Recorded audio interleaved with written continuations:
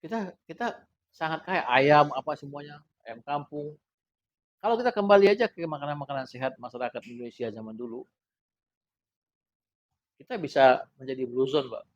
Iya. Sama dengan orang-orang di Okinawa, Jepang itu, makannya dari makanan alam. Kenapa kita salah? Banyak sakit, Pak. Karena kita salah mencontoh. Kita Iya, iya, iya. mencontoh masyarakat Amerika Serikat. Sehingga di mall-mall itu, Bapak lihat, ada nggak misalnya, uh, misalnya apa, lotek Bu Dede misalnya. Nggak Nggak ada ada. kan? Westernnya Ya, rata-rata bilang, Western. ada. Misalnya, kenapa sih negara itu orangnya apa negara cepat maju gitu. Ya. Dulu kan belajar sama kita. Ya karena mereka pinter. Nah, tapi kalau kita pinter-pinter kan bahaya, Pak.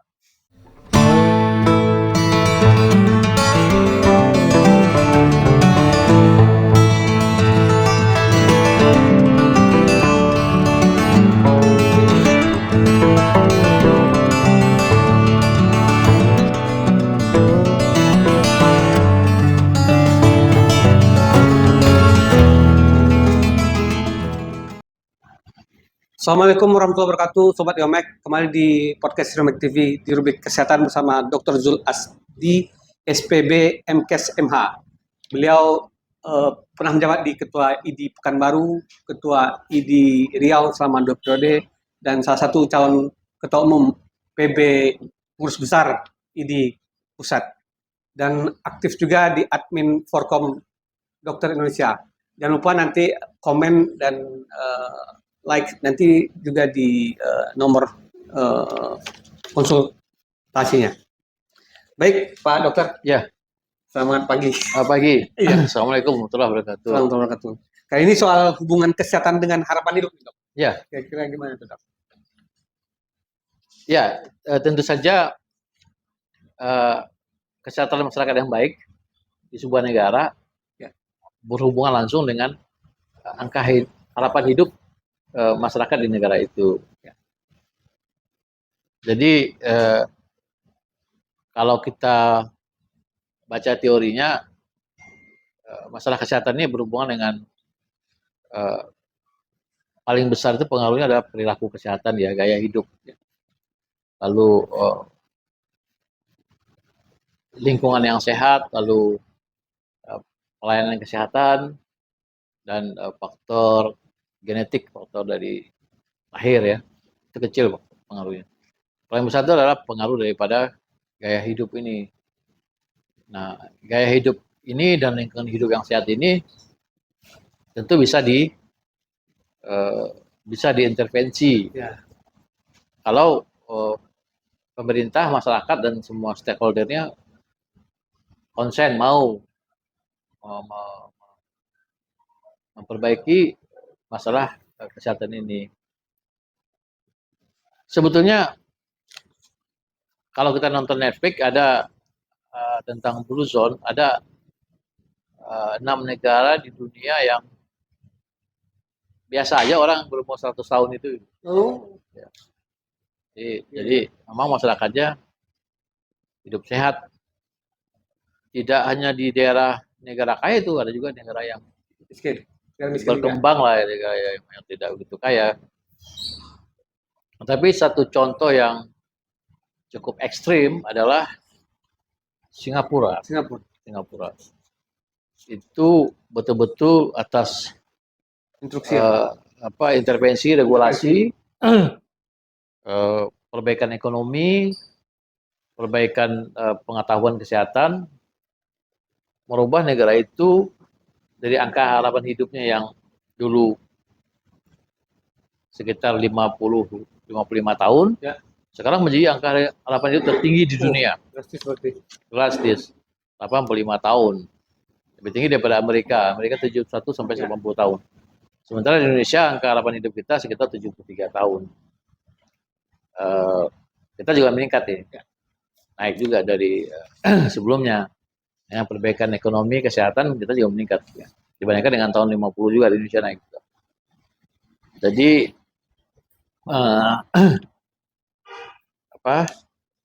rekayasa lingkungan hidup yang sehat, kemudian regulasi kesehatan, pembiayaan kesehatan yang cukup, seperti seperti pembicaraan kita sebelumnya itu Ya. berpengaruh kepada Umur. terciptanya masyarakat yang sehat, yang bisa punya angka harapan hidup tinggi.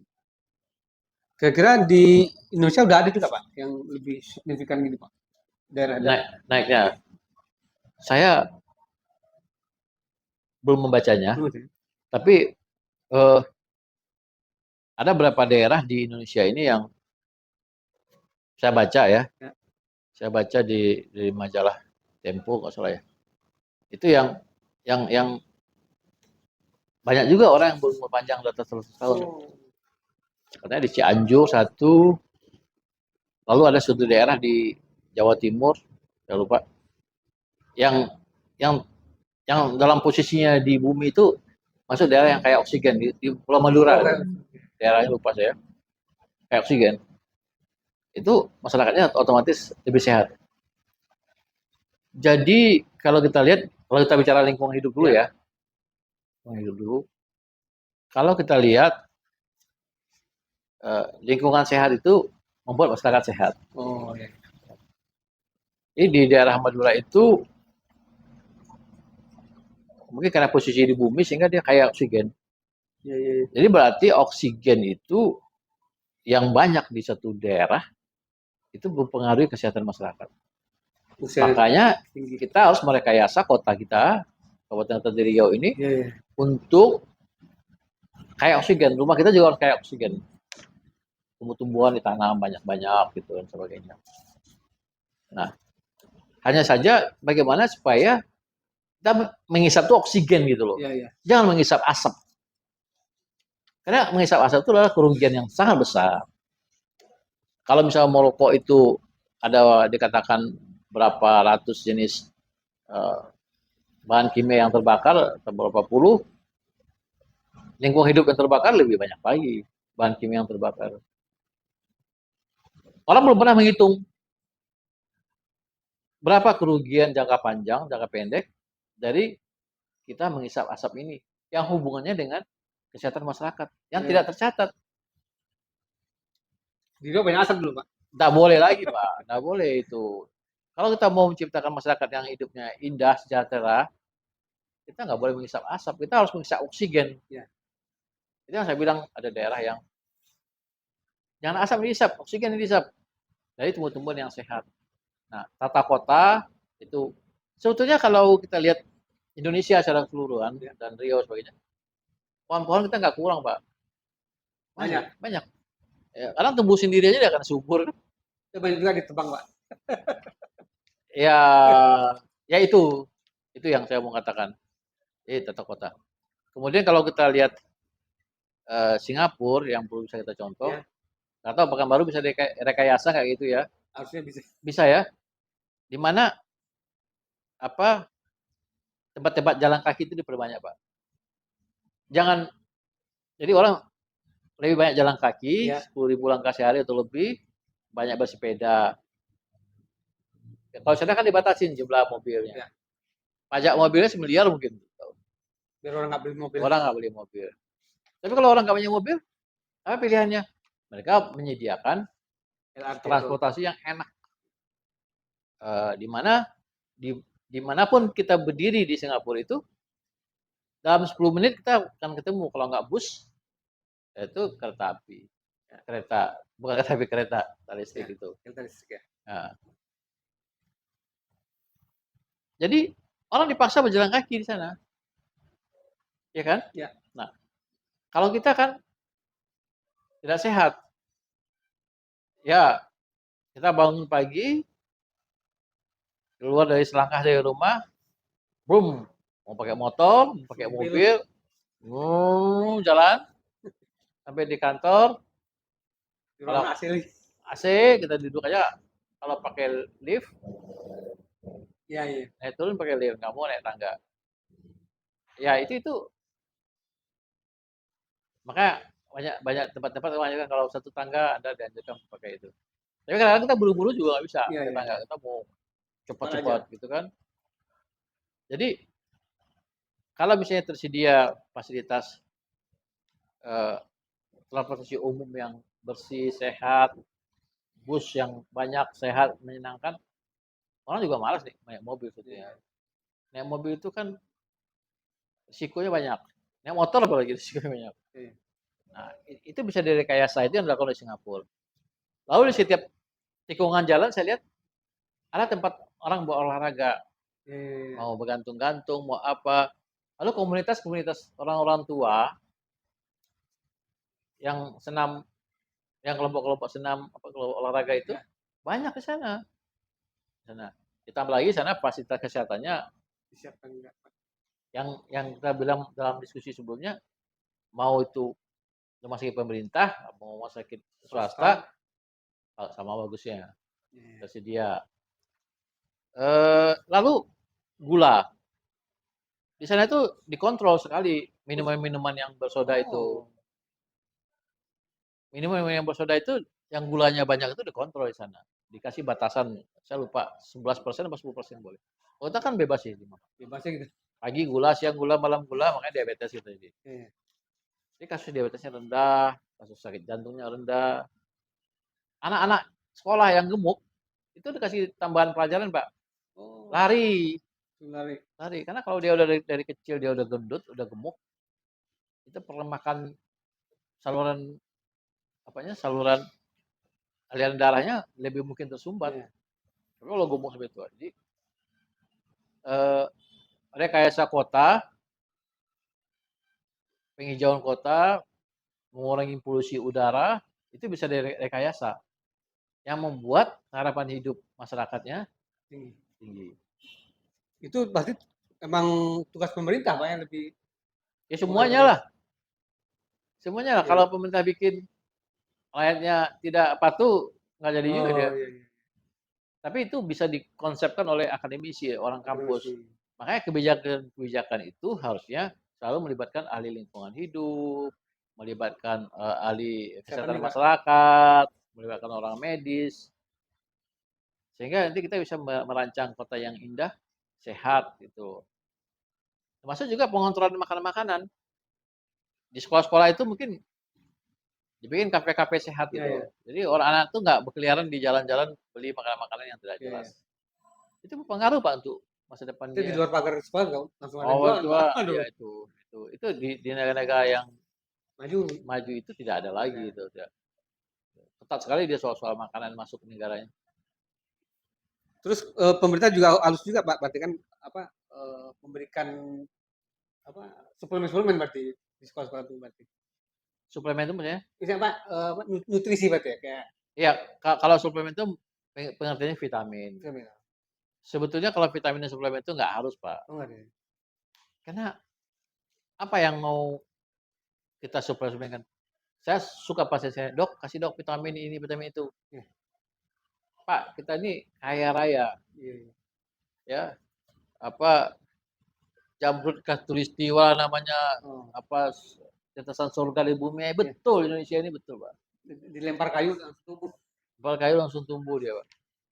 Jadi sebetulnya kalau saya berpikir ya soal makanan ya. Iya.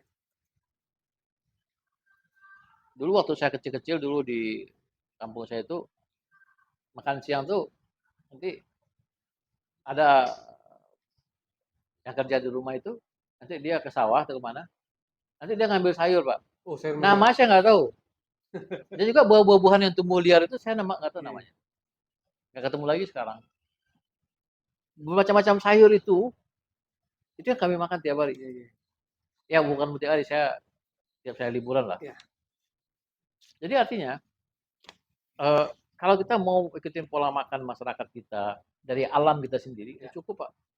Terus protein, memang kurang kita protein. Apa bisa ambil dari telur, Iya. ikan sungai, banyak dari belut, apa dari mana, dari burung, dari mana, dari mana. Kita sangat kaya, ayam apa semuanya, ayam kampung. Kalau kita kembali aja ke makanan-makanan sehat masyarakat Indonesia zaman dulu, kita bisa menjadi bluzon, Pak. Iya. Sama dengan orang-orang di Okinawa, Jepang itu, makannya dari makanan alam.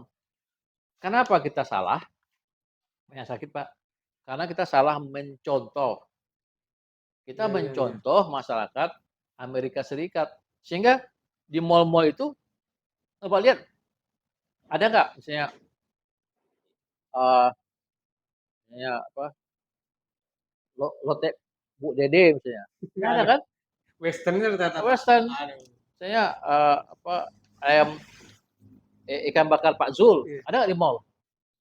Nggak ada kan? ada. Dan umumnya banyak gula, dan gula itu membahayakan kesehatan. Coba kalau dibikin kebijakan di mall tuh 50% dari mall tuh harus makanan tradisional Indonesia. Iya, iya. Westernnya 50%. Bisa kan? Kalau mau. Betul, betul.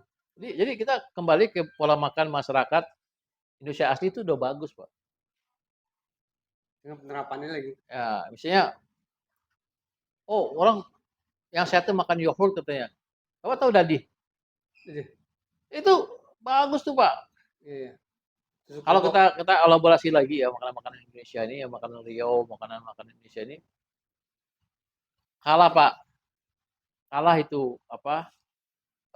Makanan Eropa tuh. Misalkan begini, Asia, negara Asia itu makannya banyak yang sehat.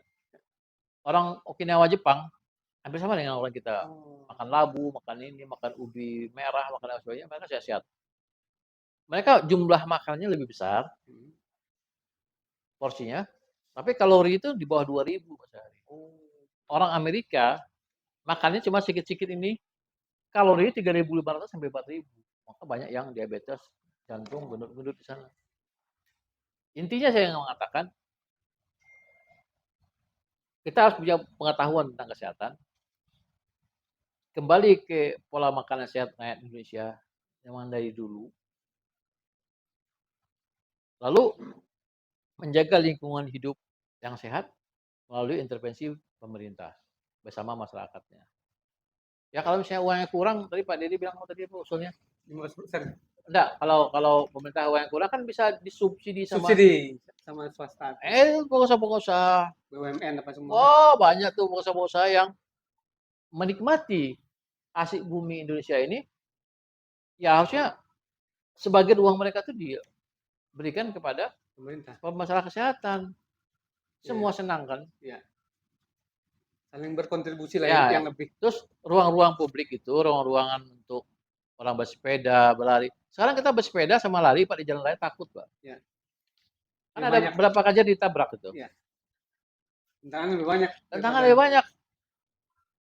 Masalah keamanan lagi. Jadi Ya. kalau orang bersepeda, berlari, tempat olahraga itu dipisah-pisah, lalu komunitas-komunitas sehat itu diperbanyak, otomatis masyarakatnya akan lebih sehat gitu.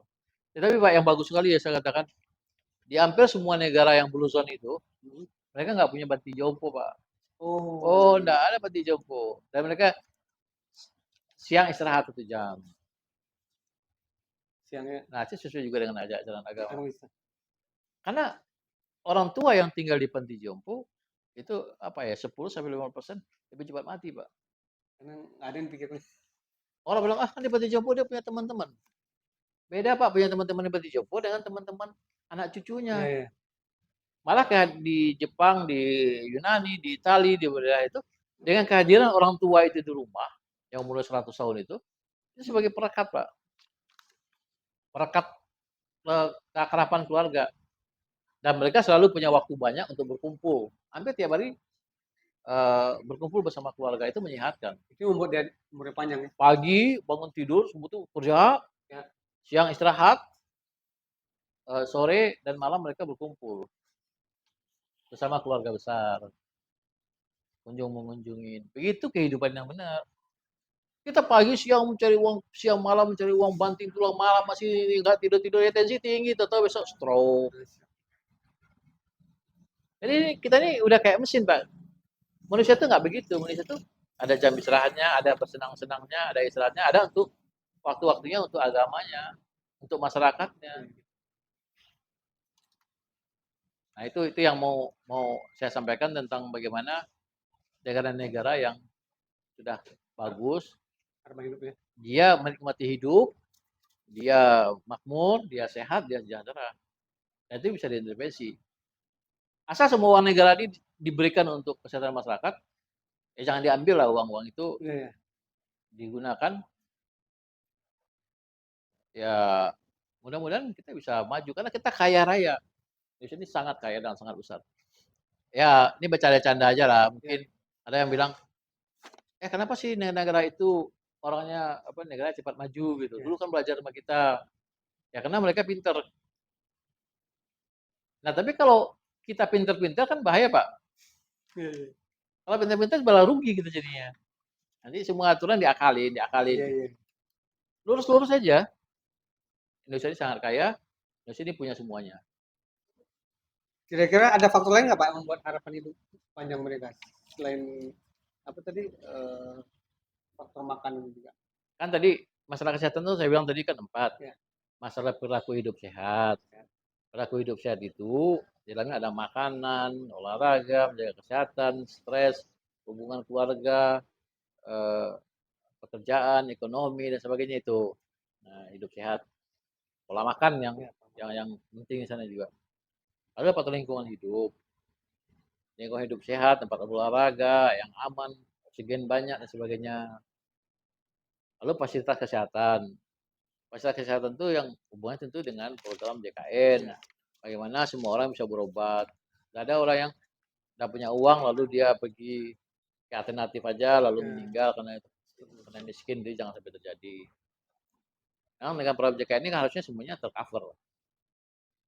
Lalu faktor genetik, faktor bawaan. Faktor bawaan itu yang dulu tidak bisa diintervensi. Sekarang dengan pengembang iptek itu udah bisa diintervensi. Cuma itu biaya besar. Biaya besar. Baik, baik Sobat Gomek, hubungan kesehatan dengan harapan hidup. Jangan lupa komen dan konsultasi nanti di nomor telepon di bawah ini. Baik Pak Dokter. Ya, terima kasih Pak Dede. Terima kasih Riomek ya. Riomek TV. Ya. Semoga bermanfaat ya untuk kita semua. Terima kasih. Assalamualaikum warahmatullahi wabarakatuh. Salam wabarakatuh. Jangan lupa like, share, and subscribe Riomek TV. Wassalamualaikum warahmatullahi wabarakatuh.